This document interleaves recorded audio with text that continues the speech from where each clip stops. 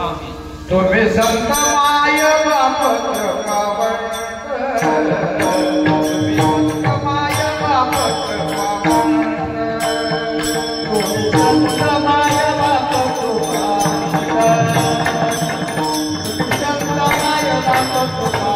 तुम्ही संत माय बाप कृपावंत तुम्ही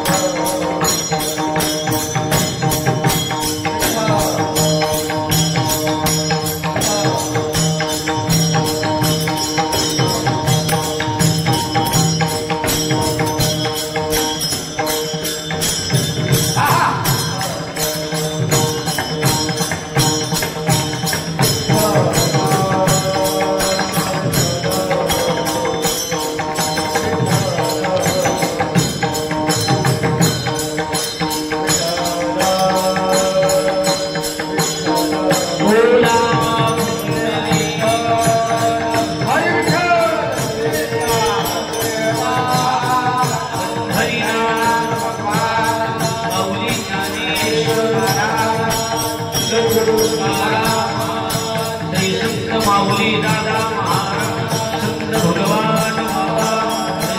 कृपावंत तुम्ही संत माय बाप कृपावंत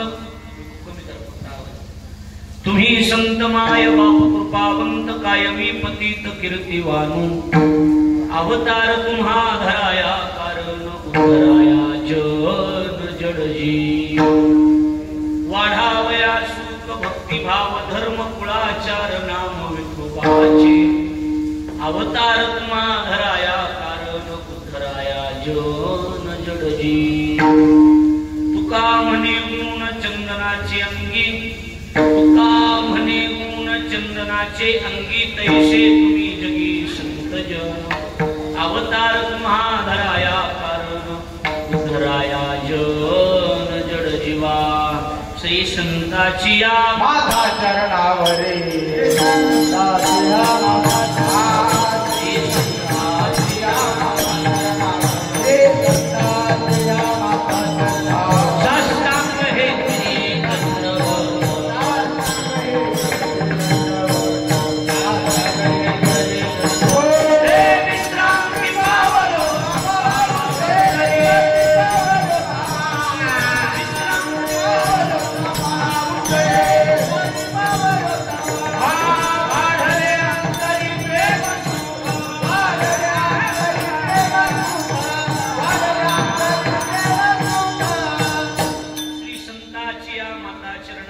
साष्टांग हे श्री विश्रांती पावलो संभाळा उतरी वाढले अंतरी प्रेम सुख मस्तक माझा पायावरी वार करी संतांच्या जय गावी केला वास त्याशी नसावे दास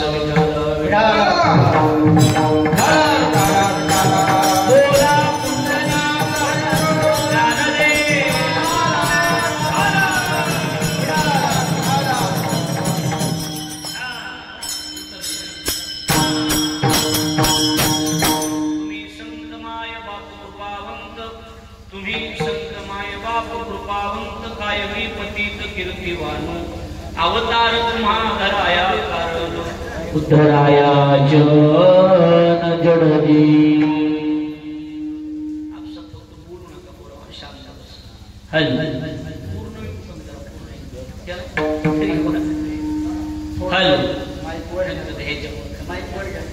कीर्तन रूपी सेवे करता म्हणजे निरूपणा करता निवडलेला अभंग महाराष्ट्राची राजकीय संत वैराग्याची मूर्तिमंत पुतळे जगाचा संसार सुखाचा व्हावा याकरता आपल्या संसाराची राखरांगोळी करणारे देहूचे सुप्रसिद्ध साधू जगद्गुरु श्री संत तुकाराम महाराज यांचा चार चरणाचा उत्कृष्ट असा सरळपंथी संतपर प्रकरणातील अभंग असून तुकाराम महाराज या अभंगाच्या माध्यमातून संतांचं अलौकिक महत्व सांगून संत या जगामध्ये नेमके कशासाठी अवताराला आले याचं सविस्तर चिंतन म्हणजे हा अभंग आहे. विठ्ठल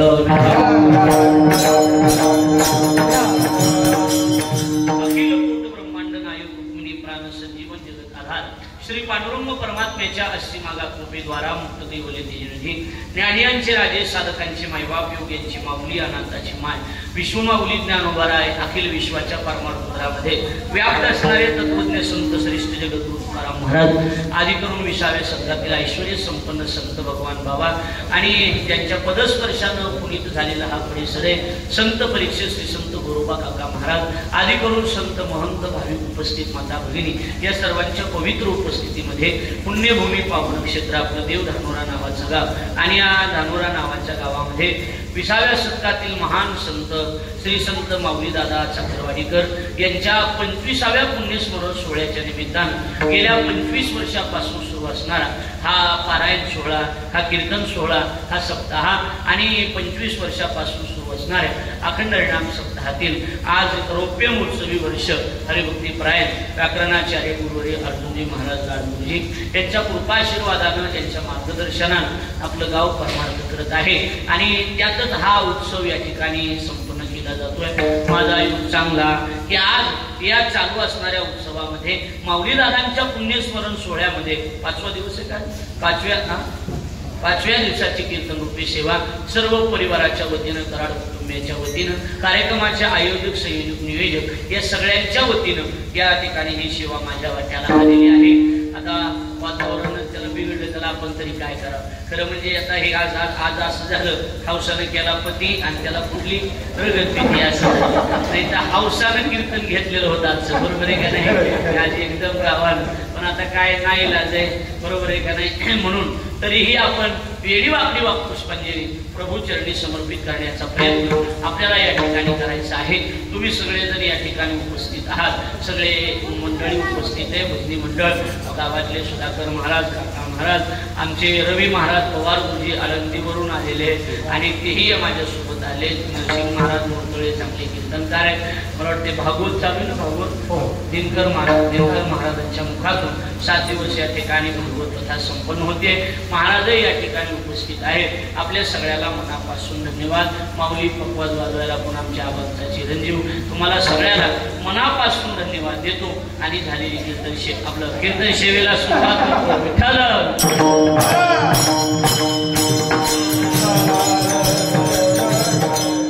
संतांचे सोहळे, संतांचं पुण्यस्मरण जे सादर करायचं असताना आता इकडे बघा, माऊली दादांची पुण्यतिथी आपण साजरी करतो. माऊली दादांचा आपला तसा फारसा काही संबंध नाही, बरोबर आहे का नाही? पण तरीही आपण त्यांची या गावा, कारण ते बीड जिल्ह्यामध्ये गाव येतं, केज तालुक्यामध्ये मला वाटतं बीड जी तालुकाच आहे त्याला, आपलं हे धाराशिव जिल्ह्यामध्ये गाव येतं, कळंब तालुक्यामध्ये. पण तरीही त्यांचं पुण्यस्मरण का करायचं? इथं भगवान बाबाची मूर्ती बसवली, त्यांची मूर्ती का बसवायची? कारण हे संत जे होते ते लोकांसाठी जगत होते, म्हणून त्यांचा त्या ठिकाणी पुण्यस्मरण सोहळा आहे. ज्ञानोबा म्हणतात, देखे प्राप्तार्थ जरी झाले, निष्कामता पावले, तयाही कर्तव्याशी पुरले लोका लागे. त्यांचं संपूर्ण जीवन लोकांसाठी आहे. आणि म्हणून माऊली दादाचा सोहळा, भगवान बाबाचा उत्सव, त्यांची पुण्यतिथी का करायची? आपलं बरं व्हावं, त्यांना बरं वाटावं म्हणून त्यांचा उत्सव दिनकर महाराज नाही, त्यांना बरं वाटावं म्हणून नाही, आपलं बिघडू नये म्हणून त्यांचे उत्सव साजरे करायचे. लक्षात आलं का नाही? आणि नाहीतर आपण एवढा छोटेखानी हा उत्सव त्यांचा साजरा करतो, पण त्यांचा उत्सव वैकुंठात होतो, ही गोष्ट लक्षात ठेवा. गाजे वैकुंठी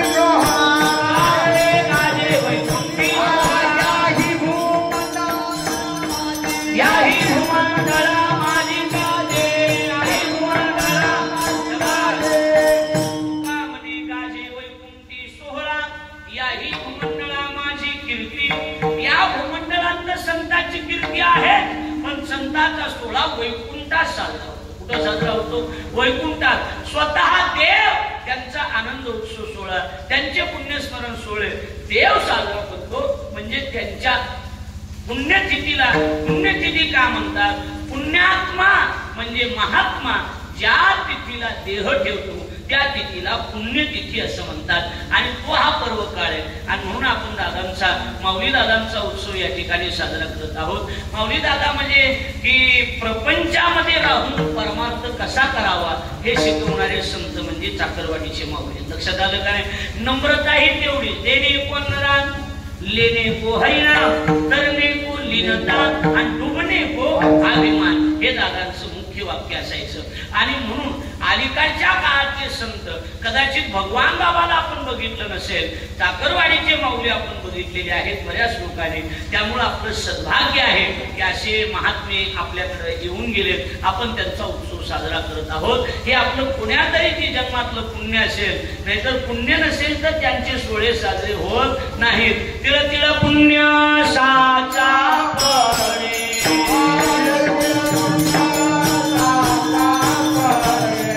तरी हे बहुता जन्मी जोडे, नाम तुझे वाचेशिया,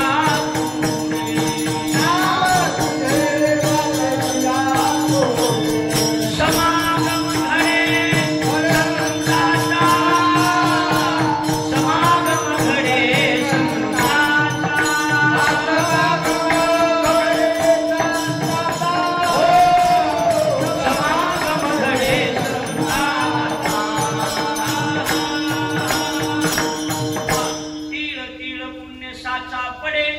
तरी हे बहुता जन्मी जोडे, नाम तुझे वाचेशी आतुडे. आणि मग समागम घडे संताचा. संताचा समागम कधी? संतांचे सोहळे कधी? तर आपल्या जीवनात पुण्य आलं तर. नाही तरी हा आता कार्यक्रम छोटा जरी असला, आपण मंदिरात जरी करत असतो पावसा पाण्यामुळे, तरी आज की माऊलींच्या पुण्यतिथीच्या निमित्तानं आपल्याला पुण्य कमवायची संधी आहे ही गोष्ट लक्षात ठेवा. कारण त्यांचा उदय होणार, माऊलीचं नाव आपण घेणार, याच्यावरूनच ठरवून घ्यायचं पुण्य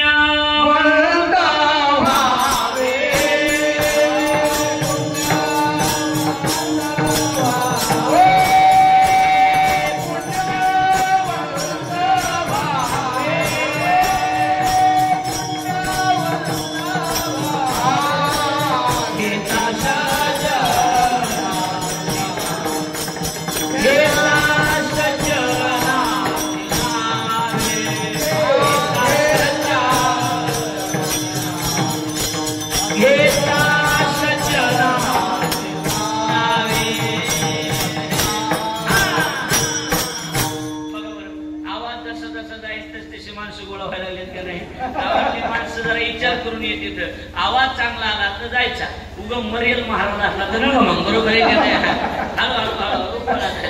पुण्यवंत व्हावे घेता सज्जनाची नावे. मौली थाप टाकीला निघे माझी वाचा तुटी आणि महालाभ फुकासाठी.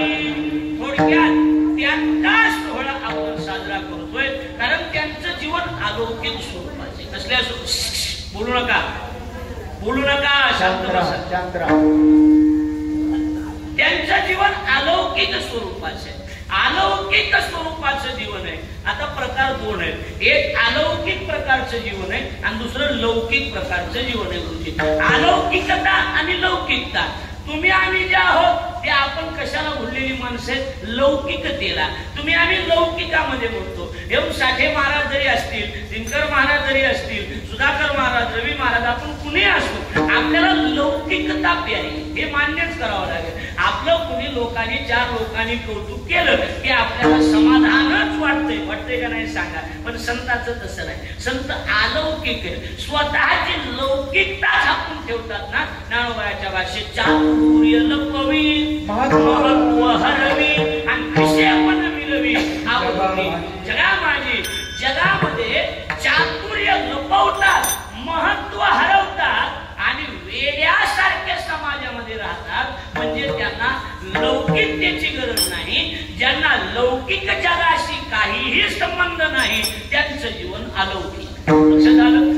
आणि तुमचं आमचं जीवन लौकिक आहे. आपल्याला लौकिक आवडतो, कुणी कौतुक केलं आवडतं, चार माणसात कथा व्हावी, कीर्तन व्हावं. आमची साठे महाराजांची इकडे कथा चालू आहे, भगवानगडला साठे महाराज कथा झाली, आम्ही टीव्हीवर बघितली. मोबाईल, आता आम्ही टीव्हीवर एवढे बेजार होऊन कीर्तन करतो, कथा करतो. कशासाठी? सरळ सरळ लौकिकता पाहिजे आपल्याला. काय पाहिजे?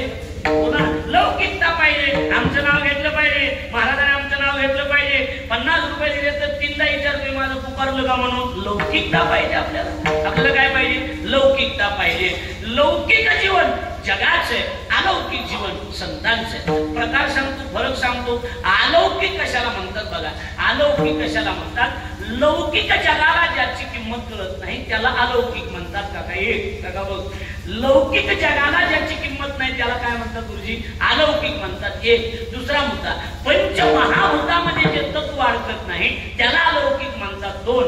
आणि काळाची सत्ता ज्यांच्यावर चालत नाही त्यांना अलौकिक म्हणतात. 3 मुद्दे आपल्याला सांगतो. लौकिक जगाला किंमत कळत नाही ते अलौकिक, पंचमहाभूतात अडकत नाही ते अलौकिक, आणि काळाची सत्ता त्यांच्यावर चालत नाही ते कसे? अलौकिक. 3 मुद्दे झाले महाराज. आता ऐका, आता मी 3 गोष्टी अजून सांगतो की अलौकिक कोण. पहिली गोष्ट, देव अलौकिक आहे. दुसरी गोष्ट, देवमान्य संत अलौकिक आहेत. आणि तिसरी गोष्ट, देवाचं नाव अलौकिक. 3 गोष्टी अलौकिक आहेत. अलौकिक कशाला म्हणायचं? पहिला मुद्दा, लौकिक जगाला किंमत कळत नाही म्हणून अलौकिक. नाहीतरी देवाची किंमत लौकिक जगाला कळालेली नाही. आणि जर देवाची किंमत लौकिक जगाला कळाली असती तर तुकाराम महाराजांना ओरडून सांगावं लागलं नसतं. देवा घ्या कोणी, देवा घ्या कोणी, आईचा आला घर पुसोनी, आईचा आला घर पुसोनी, आईचा आला घर पुसोनी, आईचा आला घर पुसोनी, आईचा आला घर पुसोनी, आईचा आला घर पुसोनी.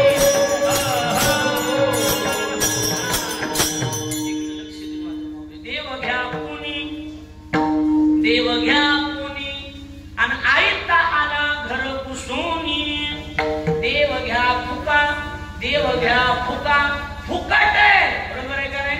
फुकट आहे तरी कुणी घ्यायला तयार नाही. या देव आणलाय, बरोबर आहे का नाही? गोविंदू घ्या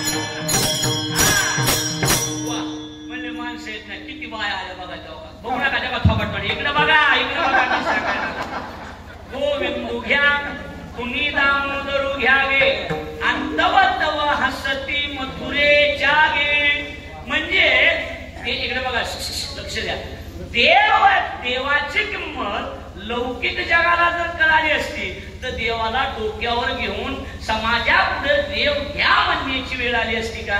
नाही. याचा अर्थ असा आहे की देवाची किंमत लौकिक जगाला कळत नाही, लौकिक जगाला कळत नाही म्हणूनच देव अलौकिक.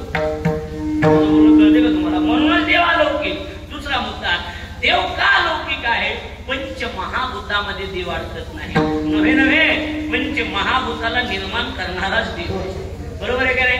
महाराज म्हणतात ना काय की पंचमहाभूत निर्माण कोणी केली? देवानं केली, बरोबर आहे? जे हे विश्व निर्मिले महर्षी देवा संस्थापिले 21 स्वर्गाचे धरिले सत्ता मात्रे आपुलिया. लक्षात आलं? पंचमहाभूताला निर्माण करणाराच देव आहे ना. देव कसा अडकन सांगा बरं? केली निर्माण 14 ही भुवने, बरोबर आहे? कुणी निर्माण केली? देवानं निर्माण केली. म्हणून देवानंच हे निर्माण केलं म्हणजे देव त्या तत्वात अडकत नाही, म्हणून देव अलौकिक. 2. तिसरा मुद्दा, काळाची सत्ता देवावर चालत नाही. नाही ज्ञानोबा म्हणतात काळाला आम्ही आमच्या घरी कामाला ठेवलेलं आहे. काळ आमच्या घरातला गुलाम आहे. लक्षात यायला लागले का नाही? ते तू बोलायचं ते ज्ञानोबाची ओवी. म्या बोलविल्या वेद बोले, म्या हलविल्या सूर्य चाले, म्या हलविल्या प्राण महाले तो जगाते चालिता. आता पुढचं, मियाची नियमिला साता आणि काळ उग्राशी तसे भूता.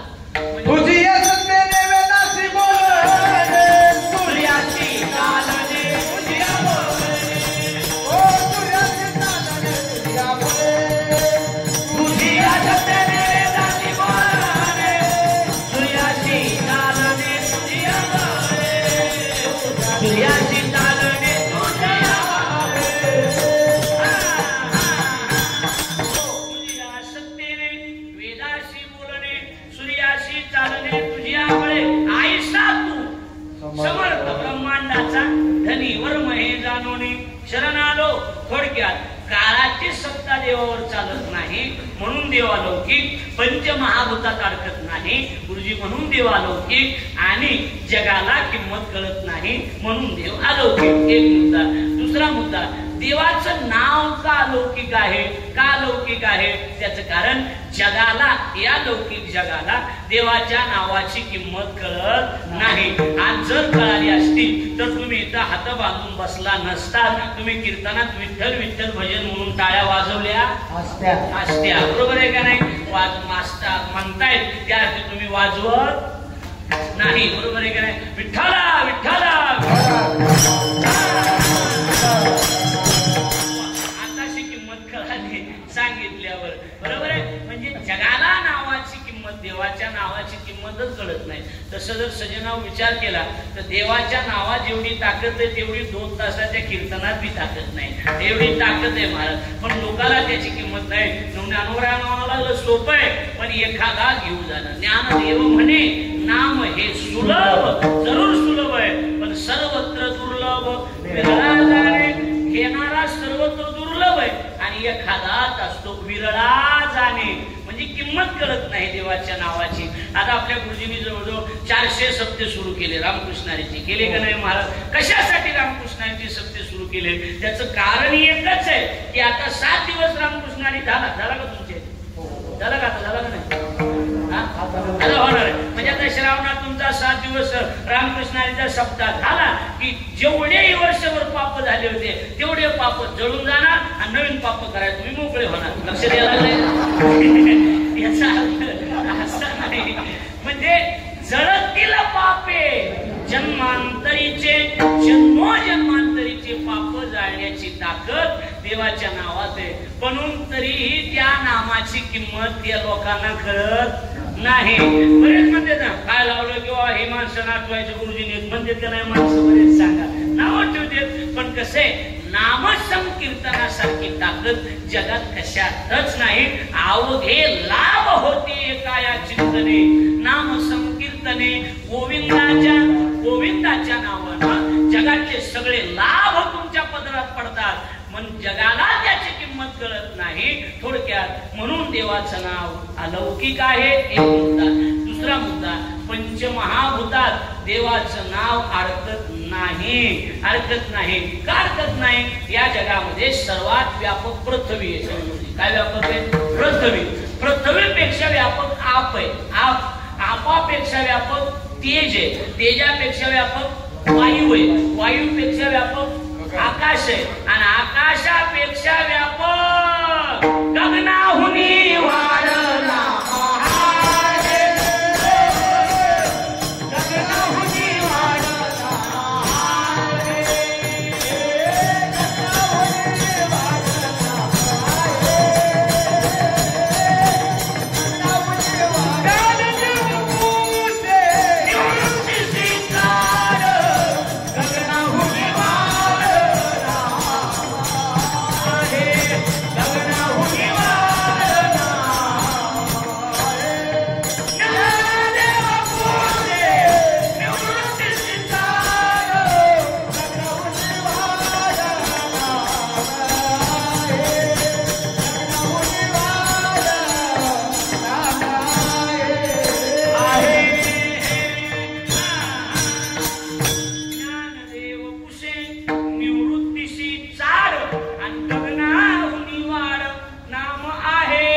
देवाचं नाव आकाशापेक्षा व्यापक आहे.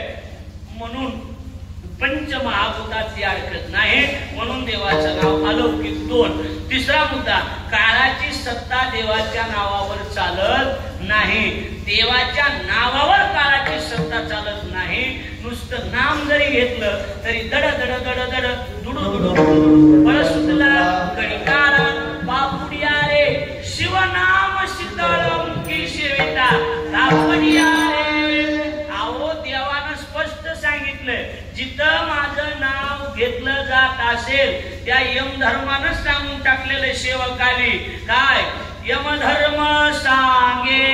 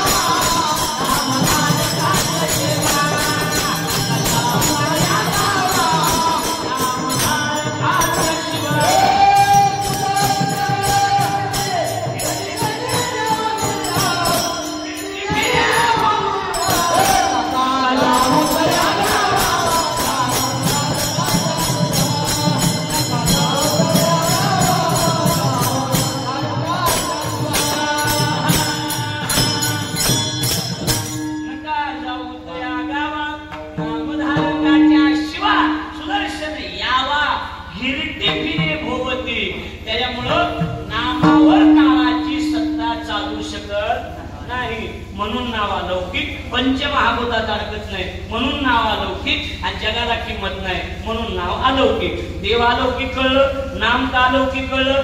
आता देव मान्य संत महात्मे का अलौकिक आहेत. पहिली गोष्ट, लौकिक जगाला त्यांची किंमत कळत नाही. कळते का सांगा बरं. संतांची किंमत जगाला कळाली नाही. माऊलीची तरी किंमत कुठे जगाला कळाली. चाकरवाडीच्या चर्चा आपण बघू नये की भय जगाला सोडून द्या, घराला सुद्धा त्यांची किंमत कळत नाही. कळत नाही घरच्या लोकांना सुद्धा, म्हणून ते अलौकिक आहे. मला असं वाटतंय की लौकिक जगाला जर या संतांची किंमत कळाली असती तर त्याच गावच्या मुंबाजी गोसायानं जगद्गुरु तुकाराम महाराजाला काठीनं मारलं नसतं. तुकाराम महाराजाला काठीनं मारलं. संध्याकाळी तुकाराम महाराज कीर्तनाला उभे राहिले. रोजचा श्रोता मुंबाजीबुवा दिसत नाही. भजनाला सांगितलं तुम्ही भजन चालू ठेवा, मी मुंबाजीबुवाच्या घरी जाऊन येतो. तुकाराम महाराज मुंबाजीबुवाच्या घरी गेले. दरवाजा वाजवला. मुंबाजीबुवा, हो मुंबाजीबुवा. दरवाजा उघडून बघितलं. दुपारी ज्याला मारलं तो महात्मा आहे, बस येत नाही. तुकाराम महाराज म्हणतात, आलं माझ्या लक्षात मुंबाजीबुवा, दुपारी तुम्हाला काठ्यानं मारलं ना, त्यामुळे तुम्ही लाजला असतात. पण मी कुठं काय म्हणालो, गावगाड आहे, गावगाड्यातले भांडण सप्त्याला आणायचे नसतात. ऐकायला लागलं तर तुम्हाला सांगायला लागलं काय जी भांडणं राजकारण जी असत ती मंदिराच्या बाहेर. मंदिरात आल्याच्या नंतर आपण सगळे देवाचे परमार्थामध्ये सत्यामध्ये देवदेवामध्ये जे लोक राजकारण आणतात ते ताजे ताजे नरकाला जात असतात. ही गोष्ट लिहून ठेवा. लक्षात आलं नाही. त्याला दुसरा गुडघ्यातून जाणार, काही मणक्यातून जाणार, नाशिकतील पट्टल नाशिक. आपण काय झालं मनका नाही देवाचा कान काय ते लक्ष द्यायला लागले का नाही. सत्यात राजकारण कधीच आणायचं नाही. लक्षात आलं का नाही. काय जे असेल ते गावाच्या उर्दी बाहेर. मंदिराची पायरी चढली की सगळे आपण एका मायचे लेकर. कुणी श्रीमंत नाही, कुणी गरीब नाही, आपण सगळे देवाचे लेकर. हा, बाहेर गेल्याच्या नंतर मंदिराच्या तुम्ही तुमच्या पार्ट्या, तुम्ही तुमचं राजकारण काय करायचं ते करा. पण सप्ताह एका भाषेत परमार्थिक कार्यामध्ये कधीच राजकारण आणायचं नाही. आणायचं नाही, नाही तर त्याला लगेच नरकाला जावं लागतं. त्याला दुसरीकडे कुठं जायची गरज पडत नाही. आणि ते काळ होऊन गेला. इथं करायचं वरी भोगायचं. आता इथंच करायचं आणि इथंच भोगायचं. लक्षात आलं. आम्ही हमेशा सांगतो, पापी मन हे पाप करोनी सैरा वैरा फळतैर. काय काय केलंच भल्या माणसा देवाला सारं कळतैर. लक्षात द्यायला लागले का नाही. आपल्याला नाही कळायचं पण देवाला कळतंय. किती बी लांबच्या धाब्यावर तुम्ही गाडी लावा आणि किती बी आडोंगी लावा, लोक बघणं गाव बघत नाही पण देव बघतो. हे लक्षात ठेवा. लक्षात आलं का नाही. म्हणून मुद्दा एवढाच आहे, संतांची किंमत लोकांना कळत नाही. मुंबाजीबुवा तुम्ही म्हणजे बस चला, गावगाड्यातले भांडण आपण सकाळी बघू. आता आपण कीर्तन करून घेऊ, कारण तुमच्यासारखे श्रोते असल्याशिवाय मला कीर्तन येणार नाही.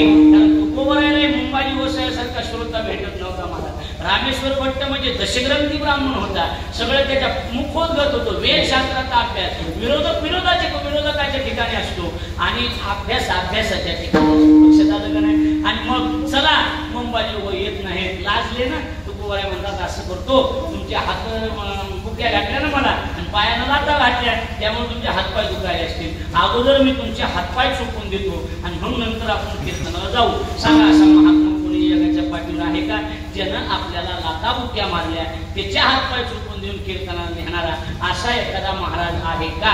आमच्या कोणी एखादा शब्द भजण्याला गेला तर ते म्हणते 11 वाजल्यावर खटेव भेट दाखवतो तुला. असं म्हणणारे भजनी कुठं, असं म्हणणारे भजनी कुठं आणि तुकोबरायचा अधिकार कुठं. ही फार मोठी शोकांती आहे. बरेच आम्हाला बोलत येत एवढे पैसे घेतात. आता माझ्या नावानं तर बॉम्बच आहे, बरोबर आहे का नाही. एवढे पैसे 40,000 50,000 रुपये कुठे असतात का. कीर्तनाचे एवढे पैसे घेत असतात का. आम्हाला पैशाची अजिबात गरज नाही, अजिबात गरज नाही महाराज. आपल्याकडे श्रीमंतीच तेवढी, बरोबर आहे का नाही. भरपूर श्रीमंती, काही अडचण नाही, कशाची गरज नाही. तरी पैसे का घेतले जाते त्याचं कारण एकच आहे. तुकाराम महाराज वैकुंठाला चालले, विना दिला वास्तरांना, टाळं दिले चिखलीला, बरोबर आहे का नाही. आणि आम्हाला आशीर्वाद देऊन गेले, पर हो माझे 4 कोटी रुपये राहिलेले तेवढे वसूल करा. म्हणून आम्ही 4 कोटी तवाचे 4 कोटी व्याजाला दिलेले 400 वर्षापूर्वीचे अजून वसुली चालूच आहे. त्याला युक्तिवाद म्हणतात. युक्तिवाद. बरोबर आहे की नाही? हे काही कुठल्या ग्रंथातलं नाही, याला युक्तिवाद म्हणतात. डोकं चालवलं पाहिजे. बरोबर आहे की नाही? आता लक्ष द्या, आपला मुद्दा जगाला किंमत कळत नाही म्हणजे संत अलौकिक आहे. त्याच गावच्या विसोबा क्षेत्रानं माऊली आळंदीमध्ये जावे आणि माऊली आळंदीमध्ये भिक्षा मागण्याकरता गेले. तर हे गोष्टी काही बोलू नका. माऊली आळंदीमध्ये भिक्षा मागण्याकरता गेले. माऊलीला कोणी भिक्षा वाढली नाही. कुंभाराच्या वाड्यामध्ये माऊली गेले तर कुंभाराच्या वाड्यामध्ये एवढं पीठ वाढलं. मुक्ताबाईचं भागेल आता आपलं नाही भागलं तरी चालेल, पण 7 वर्षाची चिमुकली मुक्ता आई वडील देहांत प्रायश्चित्त घेतलं तेव्हापासून उपवासीच आहे. माऊलीचे डोळे भरून आले. माझं नाही भागलं तरी चालेल, पण माझ्या मुक्ताचं भागलं तरी बाद झालं. आणि माऊली बेटाकडे निघावे. बेटाकडे माऊली निघाले, कारण माऊली बेटामध्ये राहतो त्यांना बेटा. माऊली बेटाकडे निघाले. ऐका चित्र डोळ्यासमोर उभं करा. आणि बेटाकडे माऊली निघाल्याच्या नंतर गोपाळपुऱ्यामध्येच त्या ठिकाणी विसोबानं अडवलं गेलं. कुठे गेलतात रे? काका आळंदीमध्ये गेलो होतो. अरे संन्यासाची लेकरे, तुम्ही आळंदी पाठवली, आळंदीत तुम्ही जायचं नाही, इंद्रायणीला तुम्ही स्नान करायचं नाही, इंद्रायणी तुम्ही पाठवून टाकली. एक वाक्य सांगू द्या मला. ज्या माऊलीनं आळंदीमध्ये स्नान जरी केलं तरी त्यांना कोणी शिवायचं नाही असं म्हणणारे लोक काका आज त्यांना शिवण्यासाठी 10-10 किलोमीटरच्या रांगा लावतात. ही गोष्ट लक्षात ठेवा. लक्षात आलं म्हणजे 10-10 किलोमीटरच्या रांगा द्यायच्या. मग माऊलीने म्हणावं काका बस आळंदीमध्ये गेलो होतो, माधुकरी नाही वाढली काका. कुंभाराच्या घरी 2 वाट्या पीठ मिळाले काका माझं नाही भागलं तरी चालेल, काका माझ्या मुक्ताबाईचं वाटलं पाहिजे. माय मेल्याच्या नंतर बहीणच माय होत असते ना, कोण असतं सांगा आपल्याला. बाल दुर्दैव ते दादा ते लोक की जे बहिणीच्या पंचमीच्या आणि दिवाळीच्या 300 रुपयाच्या साडीसाठी तिला बोलवत नाही. ती फार मोठी शोकांतिका आहे. माऊली म्हणतात काका मुक्ताबाईचं भागलं तरी फार झालं काकानं कष्टी जोडीमध्ये काठी टाकावी, जोडी हिसकाटून घ्यावी. संन्यासाची लेकरे तुम्ही, चांगलं खाण्याची इच्छा होते. अरे माती पेन खाऊन त्या ठिकाणी तुम्ही जगा.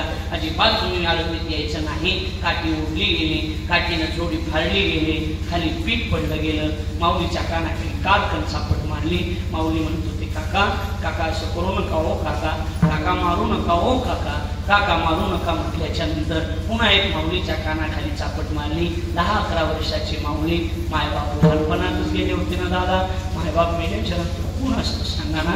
माऊली एकटेच रडत होते. माय मुक्ती, बाप मुक्ता, सांगावं घरानं कुणाला, जगाच्या मालकाला सांगावं. पांडुरंगा एवढी वाईट वेळ आमच्यावर का आणलीस? त्या ब्राह्मणानं पायानं पीठ मातीमध्ये काढून टाकावं. का माहिती? वरचं भरून घेईन म्हणून माऊलीने पिठाकडे बघावं, मुक्ताबाईला आठवावं. माय मेल्यापासून 10 दिवसापासून माझी मुक्ता एक घास सुद्धा मुक्ताबाईच्या पोटात गेला नव्हता. मुक्ताबाई म्हणत होती दादा दादा माय मेल्यापासून पोटभर खाल्लंच नाही दादा मी तुझ्या पाया पडते, काहीतरी खायला घेऊन ये म्हणून माऊली जोडी घेतली होती. आणि माऊली बेटामध्ये गेले होते. बेटात गेले, फाटलेली जोडी. माझा दादा आला. माझ्या दादानं काहीतरी खायला आणलं असेल. मुक्ताबाई ज्ञानदादाकडे पडते. ज्ञानदादा त्या ठिकाणी आपल्या कोपीमध्ये जातात, कोपी लावून घेतात आणि कोपी लावून घेतात. मुक्ताबाईला कळालं. मुक्ताबाई राहत उभी राहते. ए दादा असा मध्ये बसू नको दादा तू साधू आहेस ना दादा. तू साधू म्हटल्याच्या नंतर लोक त्रास देतच असतात ना दादा. म्हणून गड्या एक सांगून सुद्धा कर मला. काका एक सांगतो, गुरुजी एक सांगतो. आपल्याला समाज थोडाफार त्रास देतो ना, त्यावेळेला मला असं वाटते की माऊलीचं चित्र आपल्या डोळ्यासमोर असलं पाहिजे. माऊली एवढा तर त्रास आपल्याला नाही ना, माऊली एवढा त्रास आपल्याला नाही. आणि मग मुक्ताबाईने म्हणावं दादा असं बसून कसं चालेल दादा मध्ये बसून कसं चालेल दादा. जगाचा संसार सुखाचा करण्याचं सुख नाही दादा तुझं. असा मध्ये बसू नको. 7 वर्षाची मुक्ती मुक्ता ज्ञान दादाला उपदेश करते. दादा तू योगी कुणाला म्हणतो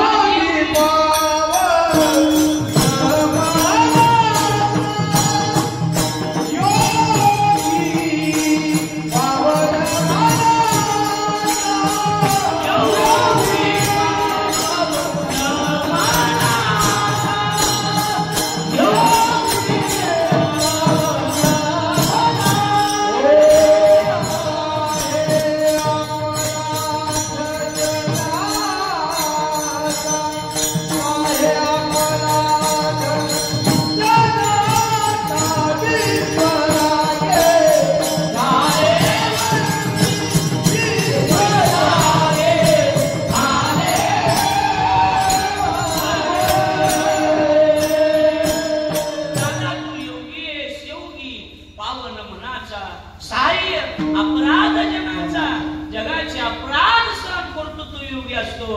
विश्वरागे झाले वनी संती सुखे व्हावे पाणी विश्वपट ब्रह्मदोरा ए दादा राठी उघडा ज्ञानेश्वरा उघडा दादा. मुक्ताबाईला काल दृष्टांत दिला. मुक्ताबाई म्हणते दादा दादा समाजाचा लाभ धरून बसला दादा तू. अरे जीभ दातानं चावली म्हणून काय कोणी बत्तीशी पाडत का रे दादा. जीभ दाताने चावली कोणी बत्तीशी काढली. जीभ दातानं चावली म्हणून काय कोणी बत्तीशी पाडत. ऐकून ठेवा गड्या पता नाही किशी मोठ पर फिर मुलाखत होगी माहित नाही तुमची माझी भेट होईल. योगा योगानं मी आपल्या गावात आलोय एवढंच सांगून जाईन की जीभ दातानं चावली म्हणून काय कोणी बत्तीशी पाडत. भावा भावामध्ये भांडणं झाले असतील दादा बायकावरून भांडणं झाले असतील म्हणून काय कायम स्वरूपी सोडून देत असतं भावाला. सक्का भाऊ आहे ना आपला असतील भांडणं बायकाचे भांडणं झाले असतील तुम्ही बोलत नसाल म्हणून काय भावाच्या मरणाची सुपारी द्यायची असते नाही. असतील भावाचे भांडणं म्हणून काय भावाच्या विरोधामध्ये फॉर्म भरायचा असतो अजिबात नाही दादा. या गोष्टी चुकतायत. रक्ताची नाती ती रक्ताचीच असतात. ज्यावेळेला सगळे लोक तुमच्या विरोधात जातील त्यावेळेला तुमचा सक्का भाऊ 15 वर्षानं जरी तुम्हाला बोलत नसला तरी वाईट वेळ आल्याच्या नंतर तो भाऊच तुमच्यासाठी उभा राहणार आहे. गाव तुमच्यासाठी उभं राहणार नाही. बायकांची भांडणं असू द्या बायामुळे भांडणं झाले असतील एखाद्या वेळेला आबोला करा पण भावाविषयी वाईट शब्द तुम्ही कधी ऐकून घेऊ नका अजिबात घेऊ नका. सांगेन मी मुक्ताबाई म्हणते दादा जीभ दातानं चावली म्हणून कुणी बत्तीशी पाडत नसतं. दादा मी तुझ्या पाया पडते साठी उघडा ज्ञानेश्वरा. माऊलीसाठी उघडावी आणि माऊलीने या समाजासाठी ज्ञानेश्वरी सारखा ग्रंथ लिहावा. मला असं वाटतंय लौकिक जगाला जर संताची किंमत कळाली असती तर या ठिकाणी माऊलीला एवढा त्रास झालाच नसता. सांगू द्या मला सांगायचं महत्वाचा मुद्दा. नाथ बाबा त्या ठिकाणी गोदावरीवरून स्नान करून निघाले होते. काही गावातल्या चांदाचं उघड लोकांनी सांगितलं होतं काय रे ब्राह्मणा तुला पैसे पाहिजेत. हा मला पैसे पाहिजेत. तुला जर पैसे पाहिजे असतील नाथ महाराजाला राग आणून दाखव तुला मी 100 रुपये देऊ. नाथ महाराजाच्या अंगावर तो त्या ठिकाणी मुसलमानाचा माणूस येवन होता त्याला त्या ठिकाणी थुंकायला लावलं. 108 वेळेला तो माणूस थुंकला. त्याला सुद्धा प्रसाद मुक्त करावं लागतंय साधू होण्यासाठी. साधू होणं एवढी गोष्ट कठीण आहे. सोपी वाटते तुम्हाला दादा? साधू होणं सोपं नाही. काय झालं शांत ऐकत असाल तर सांगेन मी फार शांतता प्रिय माणूस आहे. काय झालं गुरुजी नाथ महाराज होते. नाथ महाराज इकडे बघा माझ्याकडे सगळे आणि न शांत आहे का. नाथ महाराज होते. नाथ महाराजाच्या वाड्यावर दिनकर महाराज पंक्ती चालायच्या. श्रीखंड्या हिशोब करण्यासाठी होता. एके दिवशी तुला महाराज नाथ महाराज विचारलं काय रे श्रीखंड्या कसं चाललंय आपलं श्रीखंड्यानं रजिस्टर वाचला आणि सांगितलं बाबा यावर्षी 700 रुपयाचं कर्ज झालंय बाबा आपल्यावर. माझं मत आहे की तुम्ही पंक्ती बंद करून टाका म्हणजे दिन काढून सर नको. नाथ बाबांनी सांगितलं श्रीखंड्या काही झालं तरी हरकत नाही पण पंक्ती बंद झाल्या नाही पाहिजे. किती पाऊस आला तरी चालेल पण सप्ताह बंद नाही पडला पाहिजे. सप्ताह झालाच पाहिजे. नाथ बाबा म्हणतात नाही श्रीखंड्या अजून कर्ज होऊ दे पण भानुदासाचं कुळ हे या कुळात तरी पंक्ती बंद पडल्या नाहीत. पंक्ती चालू ठेवल्या. ऐका ना 700 रुपयाचं कर्ज झालं होतं. नाथ महाराज आणि श्रीखंड्या या दोघांतला संवाद आता गावभर पसरला. एकाच सावकाराचे 500 रुपये नाथ महाराजाकडे होते. तो सावकाराच्या कानावर गेलं. ऐकायला लक्ष देऊन सावकाराच्या कानावर गेलं. सावकार आता नाथांच्या वाड्यावर आला. माझ्याकडे बघा आणि सगळं चित्र डोळ्यासमोर उभं करा. सावकारा महाराजांच्या वाड्यावर आला. वाड्यावर येऊन म्हणतोय की नाथ महाराज आमचे पैसे तुम्ही आम्हाला देऊन टाका. नाथाने सांगितलं तुझे पैसे देऊन टाकतो मी काळजी करू नको बुडवणार नाही. थोडं थांब आमच्यावर वाईट वेळ आली एवढं पीक येऊस तर नाही जमणार. आत्ताच्या आता मला पैसे पाहिजे. पैसे देणं होत नाहीत ना तर लक्षात ठेवा तुम्ही आज या ठिकाणी शपथ घ्या जोपर्यंत तुम्ही माझे पैसे देणार नाही तोपर्यंत तुम्ही जेवण करणार नाही. तुम्हाला पांडुरंगाची शपथ आहे. अशी शपथ घातली. त्यावेळेला नाथ बाबा म्हणतात सावकार फक्त अन्नाचंच काय बोलतात जोपर्यंत मी तुमचे पैसे देणार नाही ना तोपर्यंत पाणी सुद्धा पिणार नाही मी. काळजी करू नका सावकार. काल 1 दिवस गेला 2 दिवस गेले 3 दिवस गेले. नाथ महाराज ज्ञानेश्वरी शुद्ध करण्याचं काम मुली करत होते. 2-4 दिवस झाले पोटात अन्नाचा कण नाही. मालक जेव्हा तुम्ही त्यावेळेला त्याने सांगावं, नाही माझ्या जगाच्या मालकाची शपथ मला आहे, सावकाराचे पैसे देत नाही तोपर्यंत मला अन्नाचा कण आणि पाण्याचा थेंब सुद्धा घ्यायचा नाही. सांगू द्या माय मला कसला देतं मला माहीत नाही, पुन्हा मी कधी येईल. आमचा काका मला 10 वर्ष झालं म्हणतोय की तुम्ही एकदा तरी या. माझं काही येणं झालंच नाही गावात, आज येणं झालं. सांगू मला, मी इकडे लक्ष द्या. ज्या घरातला मालक उपवाशी होता ना, त्या घरातली मालकीण सुद्धा 4 दिवसांपासून उपवाशी होती. माझा मालकच जर जेवला नसेल तर मालकीनं कसं काय पोटात अन्नाचा कण घालावा? संस्कृती होती भाऊ आपली. मालक नाही जेवला तर मालकीन जेवत नव्हती. संस्कृती होती आपली, नाही जेवलं पाहिजे. तसं तर मालकाच्या अगोदर सुद्धा जेवण्याचा अधिकार शास्त्रानं तुम्हाला दिलेला नाही. शास्त्र फार कठीण आहे, आपल्याला सांभाळणं होत नाही. पण मालक जर एखाद्या दिवशी उपवाशी झोपला असेल तर त्या बाईला अन्न घेण्याचा अधिकार शास्त्रानं दिलेला नाही. ही गोष्ट लक्षात ठेवा. मालकीन उपवाशी होती. श्रीखंड्यानं हातात ताट घेतलं. श्रीखंड्या म्हणतोय, मालक मालक 2 घास घ्या मालक. पांडुरंगाची शपथ घातली. याला काय माहिती सगळं याच्यासाठीच चाललं होतं म्हणून. मालक घ्या. नाही. श्रीखंड्या सुद्धा 4 दिवस उपवाशी होता. दारातल्या कुत्र्यानं सुद्धा त्या ठिकाणी भाकरी खाल्ली नव्हती. रात्री 4 दिवस उलटून गेले. 4 दिवसाच्या नंतर रात्री 1 वाजता गुरुजी, रात्री 1 वाजता जगाच्या मालकानं त्या ठिकाणी फेटा बांधला, खांद्यावर गोंगडी टाकली, हातामध्ये काठी घेतली आणि 2 वाजता सावकाराचा दरवाजा वाजवला. सावकार सावकार उठा, सावकार उघडा दरवाजा. सावकारानं दरवाजा उघडला. कोण आहे म्हणून विचारलं. नाथ महाराजाच्या वाड्यावरून आलोय. नाथ महाराजाच्या. कोण आहेस तू? नाथ महाराजाचा नौकर आहे. आगाव काटा आला माझ्या. जगाच्या मालकानं म्हणावं, नाथ महाराजाचा परमार्थ एवढा कोकणाला गेला पाहिजे बघा विठ्ठल.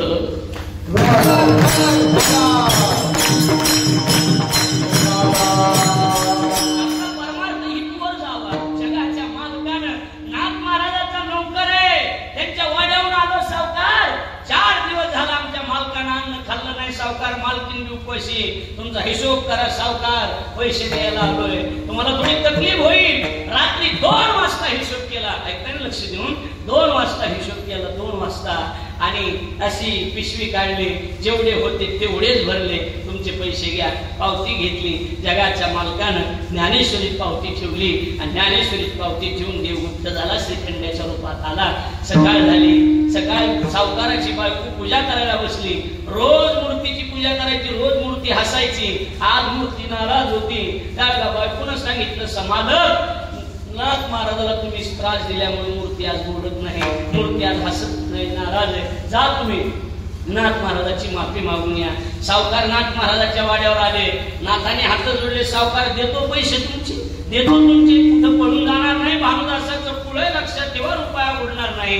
सावकारानं दंडोत घातला. महाराज पैशाचं नाही हो, माफी मागायला आलोय. तुम्हाला रात्री 2 वाजता त्रास दिला हो मी. 2 वाजता यावं लागलं तुमच्या नोकराला. पावती दिलेली तुम्हाला, पैसे मिळाले तुमचे. कोण आलं होतं रे? कोण आलं होतं म्हटल्याच्या नंतर सांगितलं नोकर आला होता तुमचा. आता काय ज्ञानेश्वरीत पावती ठेवलेली. पावती बघितली. नाथाचे डोळे पाण्याने टपटपले. नाथ महाराज म्हणतात, सावकारा तुझ्या दारात नोकर नव्हता आला, तुझ्या दारात जगाचा मालक होता. भाग्यवान आहेस तू, भाग्यवान आहेस तू. तुझ्या दारात जगाच्या मालकानं रात्री 2 वाजता तुझा दरवाजा वाजवला. मला तुझं दर्शन घेऊ दे. साधू बनणं ही गोष्ट किती कठीण आहे. एवढी कठीण आहे बघा साधू बनणं. साधू बनणं फार कठीण आहे. गेला भगवान गडावर. विचारा भगवान बाबाला, राव बाबा बाबा मला त्या ठिकाणी साधू बनायचंय. भगवान बाबा गुरुजी सांगतील साधू बनायचंय का? हा साधू बनायचंय. लोकांनी नारायणगडावर मी राहत होतो. लोकांनी माझ्यावर आळ घेतला. लोकांनी माझ्यावर आरोप केला. तर स्वतःच त्या ठिकाणी शरीराचा एक भाग कापून टाकावा लागतोय. साधू बनण्यासाठी साधू बनणं ही गोष्ट फार कठीण आहे. जगाला त्याची किंमत कळाली असती तर बाबाला नारायणगडावर हाकलून दिलंच नसतं. बरोबर आहे. रवी गुरुजीतनं हे जवळजवळ 18 वर्ष भगवान गडावर शास्त्रीजी सोबत त्या विद्यार्थ्यांना शिक्षण दिले. 18 वर्ष संगीताचं शिक्षण रवी गुरुजींनी गडावर 18 वर्ष दिलेलं आहे. योगायोगानं माझ्या बरोबर आहे. तिकडे आमची कथा चालू आहे. सप्ताह मोठा माऊलीचाच चालू आहे आष्टीला. आणि म्हणून त्या निमित्तानं गुरुजी आले होते म्हणून घेऊन आलो. ऐका, म्हणून बाबाला विचारा, नागबाबाला विचारा, साधू बनणं कठीण आहे. अलौकिक जगाला त्याची किंमत कळत नाही. म्हणून संत अलौकिक एक मुद्दा, पंचमहाभूतामध्ये ते अडकत नाही. म्हणून संत अलौकिक. मला असं वाटतंय की नाथ महाराजांनी जलसमाधी घेऊन जल या तत्वाला जिंकलं. तुकोबारायांनी आणि ज्ञानोबारायांनी त्या ठिकाणी संजीवन समाधी घेऊन पृथ्वी या तत्वाला जिंकलं. तुकोबारायांनी आणि मुक्ताबाईनं जल या तत्वाला, आकाश या तत्वाला जिंकलं. मला असं वाटतंय की पंचमहाभूतामध्ये संत कधी अडकत नाही, ते तत्वाला जिंकतात. म्हणून ते अलौकिक. आणि पुढचा मुद्दा, काळाची सत्ता त्यांच्यावर चालत नाही म्हणून अलौकिक. सरळ सरळ प्रमाणे जगा काळ काय, आम्ही माता दिली पाय, तो भक्तीचा डांबुरा, कळी काळा शेजाराला. वा महाराज, कळाले आम्हाला संत किती अलौकिक आहे. त्या अलौकिक संताबद्दल तुमचं मत काय आहे? तुकाराम महाराज म्हणतात, ते संत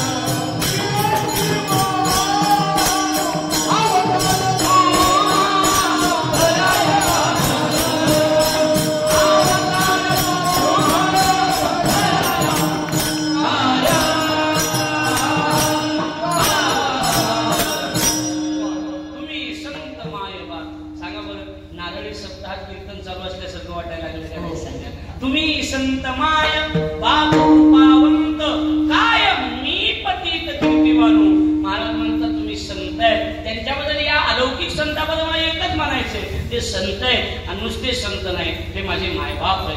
मायबापाची उपमा का दिली? कारण केले उपकार सांगू मी काय, बाप न करी ऐसी माय, त्यांचे केले पाय, दिले अक्षय अभयदानगार.